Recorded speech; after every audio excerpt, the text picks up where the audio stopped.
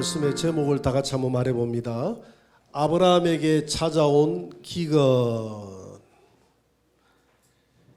자, 오늘 아브라함에게 찾아온 기근에 대해서 알아볼 수 있도록 하겠습니다. 자, 이 가나안 땅을 줄 테니까 너는 내 말을 믿고 내가 지시하는 땅으로 가라 해서 가나안 땅에 들어가 보니까 가나안 땅에 아무도 살고 있지 않는 미지의 땅이라고 생각했는데 주인이 이미 살고 있더라는 것입니다. 그래서 가만히 보니까 이 눈치 저 눈치 보다가 아브라함은 이제 창세기 12장 6절에 보니까 세겜 땅 모래 상수리 나무 아래에서 거주했다 이렇게 돼 있어요. 한번 볼까요? 12장 6절을 우리 다 같이 한번 읽어봅니다. 다 같이. 아브라함이 그 땅을 지나 세겜 땅 모래 상수리 나무에 이르니 그때에 가나안 사람이 그 땅에 거주하였더라. 가나안 사람이 거주하였더라. 이 말에 의미가 있는 거예요. 없다고 생각했는데 없는 땅에 하나님이 가라고 했는데 거주하고 있더라. 이미 주인이 있더라 이 말이죠. 주인이 있는 땅을 어떻게 하나님이 준단 말인가 하고 조금 회의가 생기겠습니까? 안 생기겠습니까? 자기 생각하고 하나님의 생각이 다르니까 조금 회의가 생기죠. 아브라함의 그 믿음 없는 마음에 조금 회의가 생깁니다. 근데 12장 7절 보세요. 12장 7절에 그래도 아브라함은 하나님 앞에 감사하며 예배드립니다. 여호와께서 아브라함에게 나타나 이르시되 내가 이 땅을 내 자손에게 주리라 하신지라. 자기에게 나타나신 여호와께 그가 그곳에서 제단을 쌓고라고 했습니다. 그러니까 이 아브라함이 의심을 하니까 하나님이 나타나서 내가 의심하지 말라. 비록 사람이 살고 있을지라도 이 땅은 네 땅이다. 이렇게 이야기를 하는 것입니다. 오늘 우리에게도 이런 현상이 벌어지면 얼마나 좋겠습니까? 그죠? 지나가는 상가도 있고 다 땅도 있고 주인이 있을지라도 염려하지 마라. 이 땅 네 땅이다. 이러면 얼마나 좋겠어요. 우리 교회 짓는 것도 뭐 걱정할 거 없이 이동영 목사에 염려하지 마라. 이 땅 네 땅이다. 아마 그렇게 이야기하고 있는데 제가 믿음이 없어서 하나님의 그 음성을 못 듣고 있는지도 몰라요. 그래서 아브라함이 다시 그 연약해진 그 믿음에 용기를 얻고 하나님 앞에 감사해서 제단을 쌓고, 제단을 쌓았다 이 말은 예배를 드렸다 이 말이거든요. 세겜 땅에서 다시 베델로 이사를 합니다. 이사를 하는데 12장 8절 보세요. 세겜 땅에서 예배 한번 드리고 12장 8절 다 같이 거기서 베델 동쪽 산으로 옮겨 장막을 치니 서쪽은 베델이요 동쪽은 아이라. 그가 그곳에서 여호와께 제단을 쌓고 여호와의 이름을 부르더니. 그래서 이제 지금은 어떤 상태입니까? 적당한 곳을 지금 찾고 있는 상태죠. 지금 이 땅을 준다고는 했는데 과연 내가 집을 짓고 내가 장막을 짓고 이렇게 좀 목초지가 있는 이 곳에서 내가 살아야 될 곳이 어딘가. 세겜으로 갔다가 또 베델로 갔다가 점점 그들은 남방으로, 9절에 보니까 점점 남방으로 이동하더라. 이 말은 그 땅에 만족한다는 말입니까? 만족을 못한다는 이야기입니까? 만족을 못하고 점점 미지의 땅, 좀 더 만족할 수 있는 땅으로 이사를 하더라. 내려가더라. 그런데 문제는 이제 예배도 드리고 하나님도 나타났으니까 이제부터 복이 시작돼야 되잖아요. 그죠? 우리가 논리적으로 생각하면 하나님이 가라 해서 왔으면 이제 하나님께서 내가 좀 의심이 생겼지만 이 주인이 있지만 다 네 거다 하고 하나님이 나타나서 이야기를 했다. 그래서 하나님 예배 드렸다. 그러면 이제 내일부터 뭔가 좀 표식이 나타나야 되잖아요. 표식이 안 나타나고 이 땅에 뭐가 와버렸습니까? 기근이 와버렸습니다. 여러분 이럴 때가 있습니까? 없습니까? 우리가 믿음 생활을 잘 하는데 예배도 잘 드리는데 봉사도 잘 하는데 전도도 더 많이 하고 열심히 하는데 갑자기 우리 가정에 내게 기근이 올 때가 있어요. 그럴 때가 있습니까? 없습니까? 있습니다 하는 분들은 되게 잘 살았던 모양이다. 그럴 때가 있어요. 전혀 예기치 못한. 그러니까 하나님이 일이 참 희한해요. 내가 한 것만큼 복이 오는 게 눈으로 복이 오는 게 아니라 한 것만큼 어떤 때는 복이 날아가 버리는 것 같은 이런 느낌이 들 때도. 그래서 하나님은 참 하나님의 세계를 이해하지 못하도록 오묘하게 만드는 경우가 있어요. 지금 아브라함이 그런 경우 아닙니까? 가나안 땅에 들어와서 의심할 때 하나님이 걱정하지 말라 해서 가는 데마다 예배 잘 드리죠. 세겜에서 예배 드리고 베델에서 예배 드리고 이렇게 했으면 이 땅에 뭔가 좀 나타나야 되는데 기근이고만 들어버리는 기근이 이럴 때가 있다. 이럴 때는 우리가 뭘 생각해야 되느냐면 출애굽기 15장 23절 이후에 보면 이스라엘 백성들이 그 출애굽을 해가지고 열심히 달려가가지고 물을 발견했어요. 3일 동안 물을 못 마셨는데 물을 발견했으니까 당연히 3일 동안은 목이 말랐으면 물이 나와야죠. 그 물이 단물이 되는데 물이 무슨 물이었습니까? 썩물이었습니다. 이해가 안 되죠. 근데 하나님이 그 다음 구절 25절에 읽어보면 여러분 한번 읽어보세요. 하나님이 저들을 뭐 하였더라? 시험하였더라. 시험 쳤더라. 시험 문제를 이렇게 하나님이 이렇게 막 꼬아가지고 내놨어요.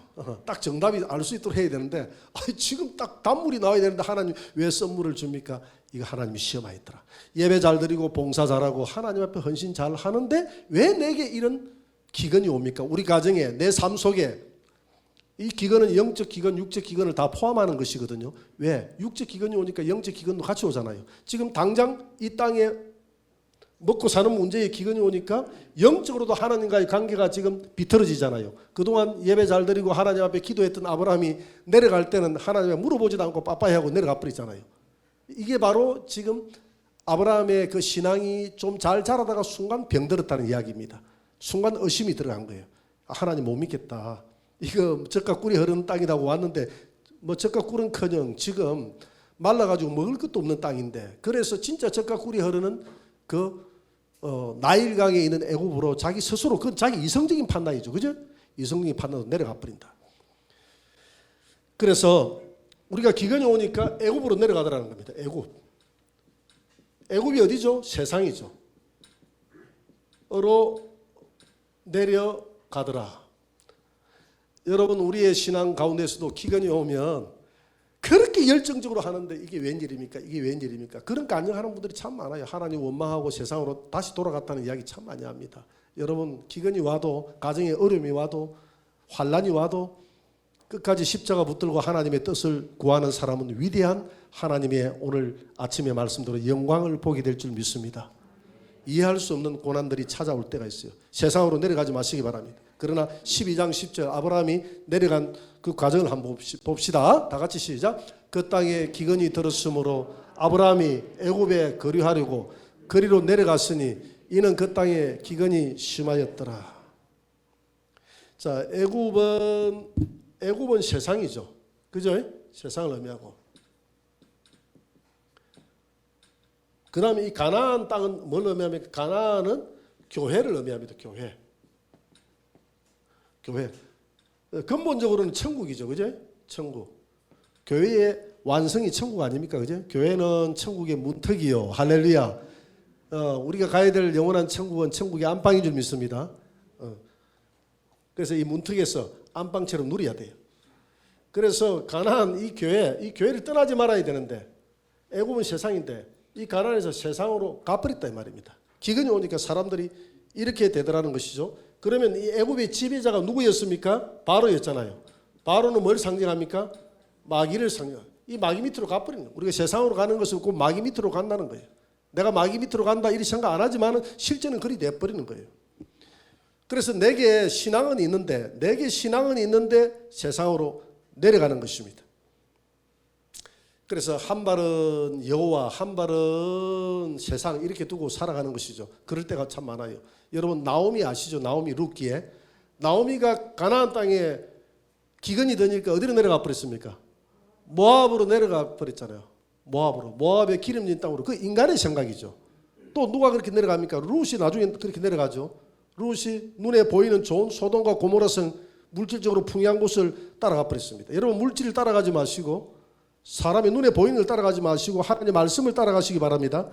그래서 이 룻은 약속의 땅 교회를 버리고 이 나오미는 그냥 저 모압 땅 이방 땅으로 내려갑니다. 자기의 남편 엘리멜렉하고 말론과 기론 두 아들을 데리고 내려가가지고 나중에 그 땅에서 복 받을 줄 알았는데 세상에 가가지고 남편 잃고 자식 잃고 다 잃고 나중에는 그냥 맨손으로 올라오지 않습니까?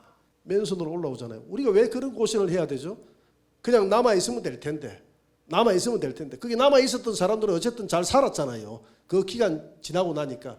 그래서 우리가 여기에 주는 교훈이 절대로 우리 신앙의 기근이 오고 우리 내 삶 가운데 기근이라는 것은 다른 말로 하면 환난이 될 수 있겠죠. 환난이 오더라 해도 세상으로 내려가지 말고 하나님 말씀 붙들고 끝까지 이걸 돌파하고 나아가자. 할렐루야.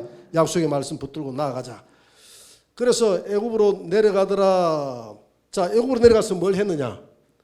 세상 방법대로 살더라. 애굽으로 내려가니까 이 아브라함도 별 수 없어요. 세상 방법대로 산다. 창세기 12장 2절 13절 같이 한번 읽어봅니다.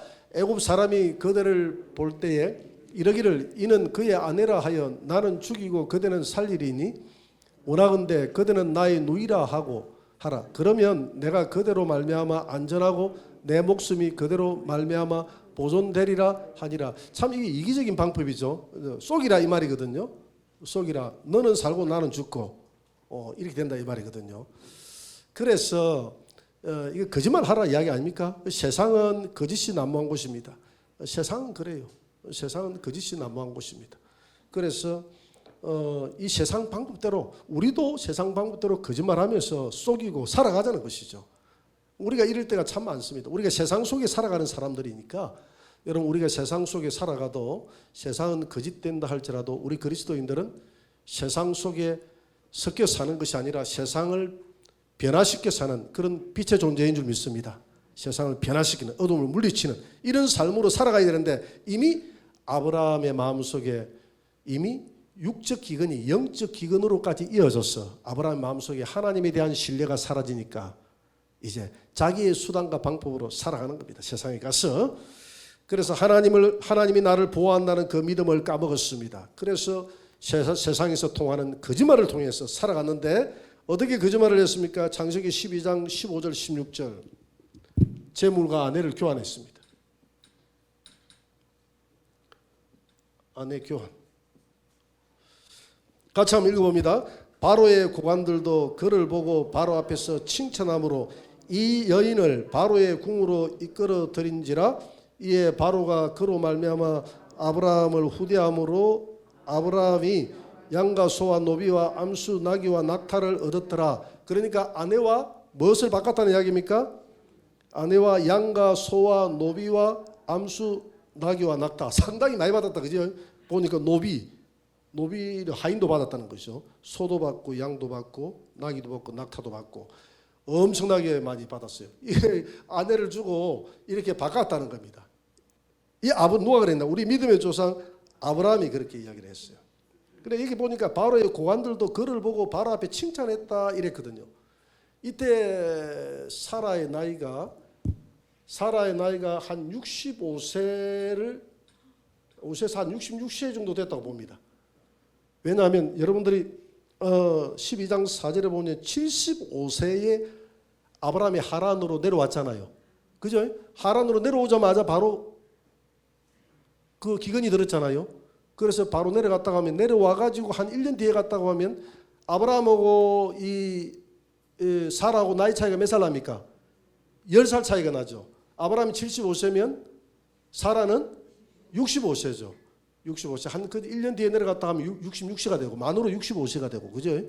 그 65세 정도 되는 우리 교회 65세 되는 분이 지금 누가 있습니까? 65세 되는 그 여인을 보고 그 온 나라 사람들이 다 반해버렸어요. 너무 멋있다고 너무 아름답다고 다 반해버렸어요. 우리가 상식적으로 좀 이해가 됩니까 안 됩니까? 이해가 안 되죠. 근데 이해할 수 있어요. 왜냐하면 당시의 나이가 사라가 127세에 죽었거든요. 그러고 아브라함이 175세에 죽었습니다. 사라 127세에 죽고 난 다음에 아브라함이 세 장가를 또 자식을 낳습니다. 127세에 죽었으면 아브라함이 몇 살에 다시 장가갔다? 137세에 장가를 갔다는 이야기죠. 137세 내지 138세 세 장가 가지고 또 아기 낳았다고 해도요 뒤에. 그때 나이가 137세 그 정도에서도 아기를 낳을 정도로 이 신체 기능이 아직까지는 그때는 왕성했다는 겁니다. 이해가 됩니까? 그러면 한 175세 정도의 한 중간 정도면 몇 살 정도 됩니까? 한 80, 90.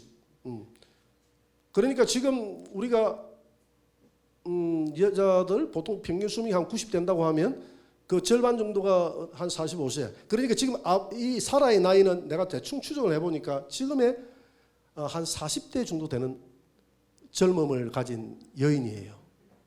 여기 40대 되시는 분이 누가 있습니까? 40살. 근데 40대인데도 불구하고 이 사라는 아직 아기도 안 낳았거든요. 아기도 안 낳았으니까 각 결혼해가지고 아기도 안 낳은 상태이기 때문에 젊음을 그대로 유지하고 있었죠. 우리하고는 다릅니다. 우리는 지금 현재로서는 한 사람들 한 90 이상 못 살잖아요, 그죠? 그때는 한 배로 살았으니까 지금 90살면 배로 살았으니까 아브라함의 나이가 65세다 하면 지금 40대, 30대 후반에서 많이 됐으면 한 40대 그 정도의 나이대다라고 보면 됩니다. 그 정도 나이대인데 굉장히 곱게 나이를 먹어간다 이렇게 생각하면 되는 거예요. 아기도 안 낳고 했으니까.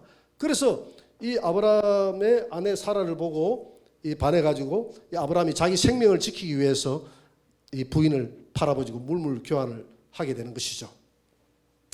하게 되는데 창세기 12장 17절 한번 봅니다. 12장 17절에 보니까 다 같이 시작. 여호와께서 아브라함의 아내 사라의 일로 바로와 그 집에 큰 재앙을 내리신지라. 그러니까 지금 내 아내를 아브라함의 아내를 건드리지 말라는 겁니다. 건드리지 말라. 그 다음에 19절 20절을 한번 봅니다. 그 다음 19절 20절 다 같이 내가 어찌 그를 누이라 하여 내가 그를 데려다가 아내를 삼게 하였느냐. 내 아내가 여기 있으니 이제 데려가라 하고 20절 바로가 사람들에게 그의 일을 명하며 그들이 그와 함께 그의 아내와 그의 모든 소유를 보내었더라. 자, 이 아브라함이 이런 위기의 순간에 하나님께 은혜를 입었습니까? 안 입었습니까? 은혜를 입었습니다. 이런 순간에 은혜를 입었어요. 여러분, 우리가 신앙이 낙담하여 좌절하고 절망하고 있을 때 하나님은 우리를 외면하지 않습니다. 우리에게 감당할 만한 은혜를 입힙니다. 여러분, 하나님이 주시는 것은 엄격하게 이야기하면 시련이에요. 시련. 마귀가 주는 것은 시험이에요. 그래서 마귀가 주는 시험의 목적은 쓰러뜨리고 넘어뜨려서 그 사람을 하여금 지옥으로 데려가는 데 목적이 있지만 하나님이 우리에게 주신 시련은 이것은 시험이 아니라 이건 엄격하게 따지면 하나님이 주시는 지금 시련 아니면 이 기근은 시련의 기근이거든요. 이 기근을 통해서 우리를 더 온전하고 구비하여 조금도 부족함이 없이 만들려는 하나님의 계획과 섭리가 있는 줄 믿으시기 바랍니다. 그래서 하나님이 우리에게 주신 이 시련은 감당 못할 점 때문에 피할 길을 준다고 그랬어요. 그래서 지금 아브라함이 감당 못할 정도 되니까 피할 길을 주시는데 하나님이 환상과 꿈으로 나타나서 너가 방금 아브라함의 아내를 빼앗아 왔다. 그는 아브라함의 누이가 아니라 아브라함의 아내다. 너는 손을 대지 말고 그에게 돌려주라. 그렇게 해서 말을 안 들으니까 하나님이 그 집에 재앙을 내리는 거 아닙니까? 그러니까 그때야 놀래가지고 이 개꿈인 줄 알았는데 진짜 꿈이었구나. 그래서 지금 돌려보내지 않습니까? 하나님의 은혜를 맛보고. 그래서 이 은혜를 맛보고 이 아브라함은 여기 있어서는 안 되겠다. 이 세상에 있어서는 안 되겠다. 그래서 애굽에서 두 번째 애굽에서 하나님의 은혜를 맛보고 어디로 돌아옵니까? 가나안으로 돌아온다. 가나안은 교회라고 그랬죠. 교회. 약속의 땅으로 돌아온다. 은혜를 회복했다는 겁니다. 여러분, 엘리야가 절망 가운데 세상에 로덴 나무 아래서 나를 죽여달라고 했을 때 하나님이 그를 버려두지 않았죠. 우리 믿음의 사람이 그럴 때가 있다는 거예요. 영적 기근이 와가지고 죽여달라. 육적 기근이 영적 기근으로 이어진다는 겁니다. 이게 참 보세요. 아브라함이 딱 보니까 육적 기근이 이어지니까 여러분들 가정에도 마찬가지입니다. 믿음 생활 잘 하던 사람도 가정에 육적인 환란과 풍파가 팍 몰아치면요, 그 사람의 신앙을 알 수 있어요. 몰아치면 더 하나님 앞에 엎드리는 사람이 있는가 하면 거기에서 완전히 항복하고 뻗어버리는 사람이 있습니다. 그런데 이 엘리야 같은 경우도 완전히 그냥 뻗어버렸죠. 그때 하나님이 엘리야에게 누구를 보냅니까? 천사를 보내사 엘리야에게 기력을 회복시켜 주잖아요. 여러분, 우리가 감당할 수 없는 시련에 누워 있을 때 하나님께서는 우리에게 피할 길을 주시는데 한번 우리 과거를 돌아보세요. 여러분들이 지금 여기에 생존하고 있다는 이 자체가, 오후에 예배 드리고 있다는 이 자체가 과거에 다 그런 기근들 가운데 하나님의 천사를 보내서 여러분들을 다 이렇게 세웠기 때문에 여기 있는 줄 믿습니다. 아직도 천사의 도움을 받으면서 지금 기근 가운데 오늘 예배 나오신 분이 있습니까? 없잖아요. 다 회복시켜서 하나님이 보냈잖아요. 그래서 아브라함은 빨리 하나님의 은혜를 깨닫고 내가 여기에 있어서는, 내가 이 세상에 있어서는, 이 바로 밑에 마귀 밑에서는 있어서는 안 되겠다 싶어서 빨리 약속의 땅으로 올라오잖아요. 13장 1절 2절 한번 봅니다. 13장 1절 2절 다 같이 시작. 아브라함이 애굽에서 그와 그의 아내와 모든 소유와 롯과 함께 네겝으로 올라가니 아브라함에게 가축과 은과 금이 풍부하였더라. 여러분, 우리가 빨리 올라가야 될 줄 믿습니다. 이런 고난 가운데서도 하나님이 버리지 않았어요. 만약에 우리가 시련을 당할 때, 또 하나님이 주시는 시련이 아니라 마귀가 주는 시험도 또 마찬가지예요. 하나님은 그 마귀가 주는 시험조차도 선용하시는 하나님인 줄 믿습니다. 하나님이 주시든 마귀가 주든 어떤 시험이든지 하나님은 선용을 해서 우리를 성장시키는 데 목적이 있는데, 우리가 더 이상 성장하지 못하고 하나님의 뜻을 깨닫지 못하고 애굽에 머물러 있을 때, 계속 머물러서 애굽의 낙을 누리고 애굽에서 내가 푹 빠져 있을 때 하나님은 어떻게 하십니까? 어떻게 하시죠? 하나님은 어떻게 하신다 이렇게 하지 말고, 여러분들 자식들이 말 안 들어가지고 저 PC방에 계속 가지 말고 머물러 있을 때 여러분 어떻게 하죠? 어머니들 어떻게 하죠? 매를 인생의 채찍으로 때리죠. 이사야 1장 5절 6절 한번 봅니다. 다 같이 시작. 너희가 어찌하여 매를 더 맞으려고 폐역을 거듭하느냐? 온 머리는 병들었고 온 마음은 피곤하였으며. 6절. 발바닥에서 머리까지 성한 곳이 없이 상한 것과 터진 것과 새로 맞은 흔적뿐이거늘 그것을 짜며 싸매며 기름으로 부드럽게 함을 받지 못하였도다. 여러분, 우리가 올라가라 할 때 빨리 네 믿음을 회복하고 믿음 생활 잘 하라고 할 때 올라와야지. 하나님 앞에 하나님 나를 돕지도 않고 말이야. 하나님 이럴 수가 있어요? 하나님 우리 가정에 왜 이런 기근을 줘요? 왜 내 사업장에 이런 기근을 줍니까? 내가 하나님 앞에 예배도 드리고, 아까 세겜에서 드리고 베델에서 드리고, 오전 예배 드리고, 세겜에는 오전 예배, 베델은 오후 예배, 이렇게 예배 잘 드리는데 하나님 기근이 웬 말입니까? 기근이 웬 말입니까? 이렇게 해가지고 뻗대고 하나님 앞에 항의하고 달리들다가, 그때 계속 달리들 때마다 여러분들 하나님 이야기하지 말고 여러분 자꾸 달리들면 어떻게 합니까? 어떻게 하세요? 더 때리잖아요, 그죠?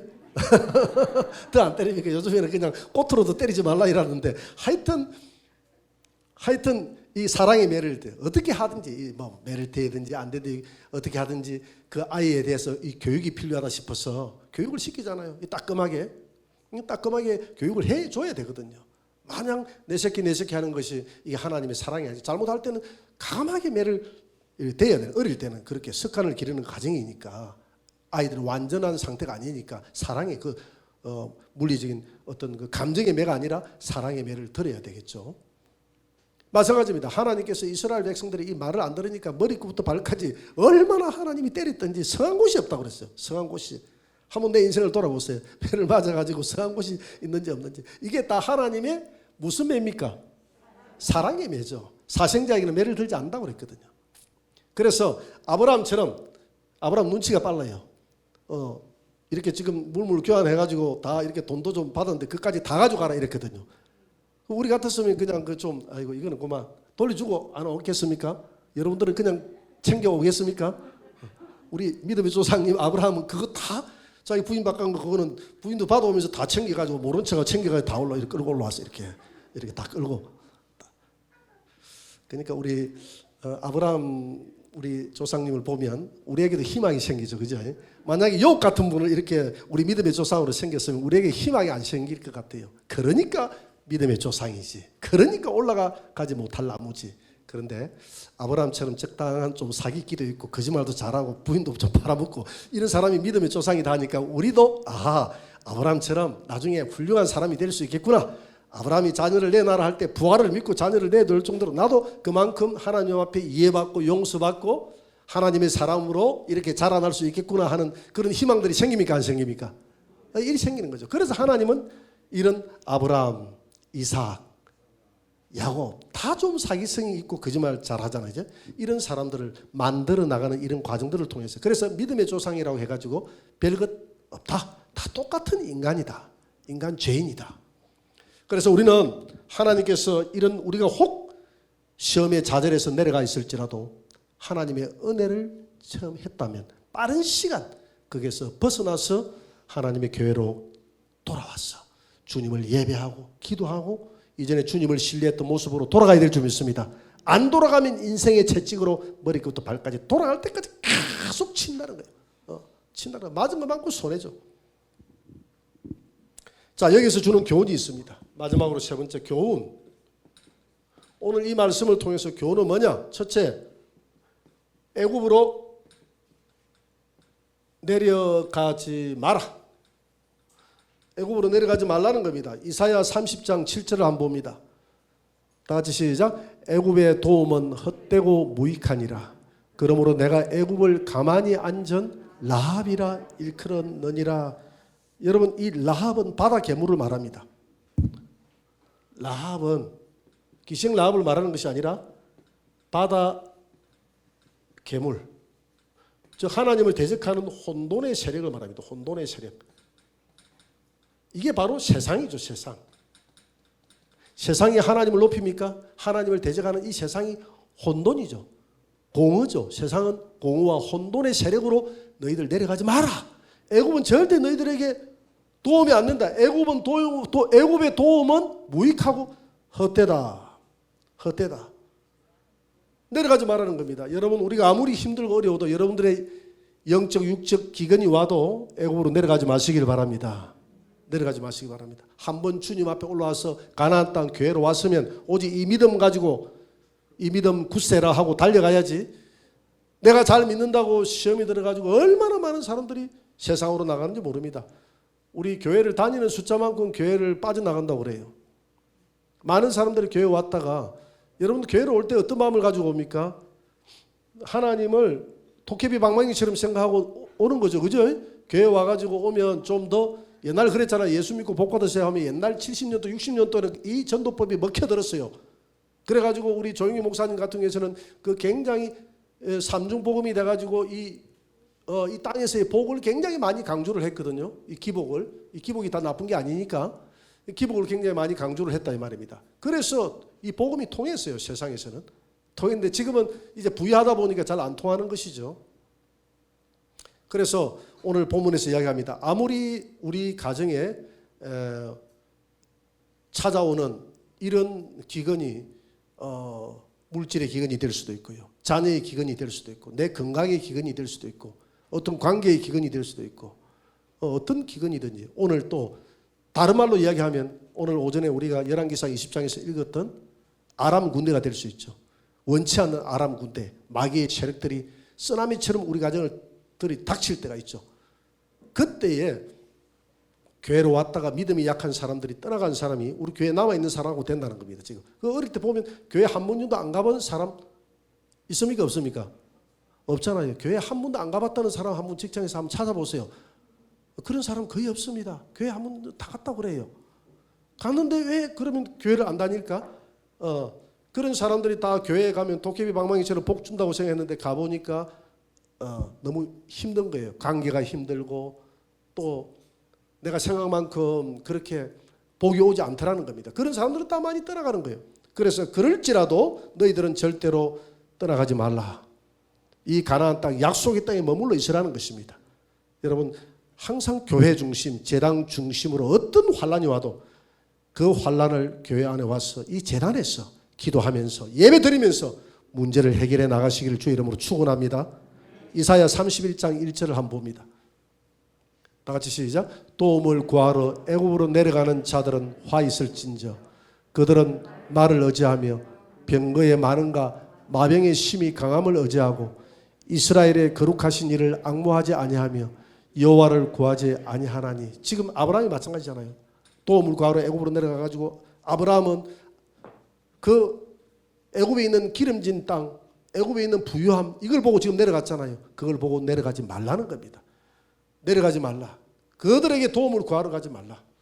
구하러 가지 말고 어려움이 와도 고통이 와도 하나님 앞에 도움을 구하시기 바랍니다. 하나님 앞에 도움을 구해야지 혼돈의 세력, 세상에 가가지고 세상 사람들에게 도움을 구해서는 안 돼요. 제가 항상 이야기하지만 하나님 앞에 우리가 애국 운동을 하고 무슨 운동을 한다 뭘 한다 할 때 절대 우상 숭배자들에게 도움을 구해서는 안 돼요. 우리 믿음의 사람들은 남아있는 7천 명의 용사가 될 때 12만 7천 명을 물리치지 않습니까? 300명의 용사가 적을 다 물리치지 않습니까? 이게 하나님의 방법인 줄 믿으시기 바랍니다. 그래서 하나님의 사람들은 하나님의 방법대로 클린하게 주 예수의 이름만 붙들고 우리가 기도하고 이 나라 민족도 하나님 앞에 맡겨야지. 우상의 손을 잡고 많은 떼끄지를 가지고 간다고 하면 그 영광이 하나님 앞에 돌아갑니까? 사람에게 돌아갑니까?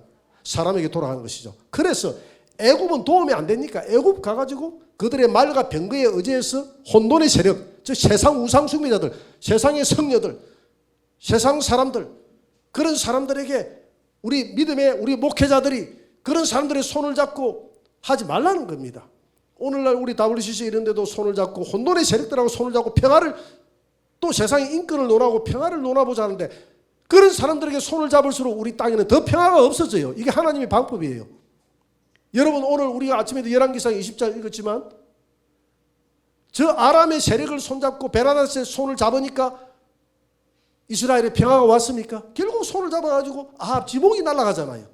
그래서 하나님의 방법대로 해야 돼요. 여러분 하나님의 방법은 환난이 오고 기근이 오고 어려움이 와도 세상 사람들에게 도움을 구하지 말고 세상 사람들에게 찾지 말고 오직 하나님 십자가 밑에서 도움을 구하고 그분의 도움으로 그분이 가르쳐주고 인도하는 대로 우리가 살아갈 때 이 기근을 극복할 수 있고 하나님의 영광을 볼 수 있는 줄 믿습니다. 이런 믿음 생활하는 저와 여러분들이 되시기를 주의 이름으로 축원합니다.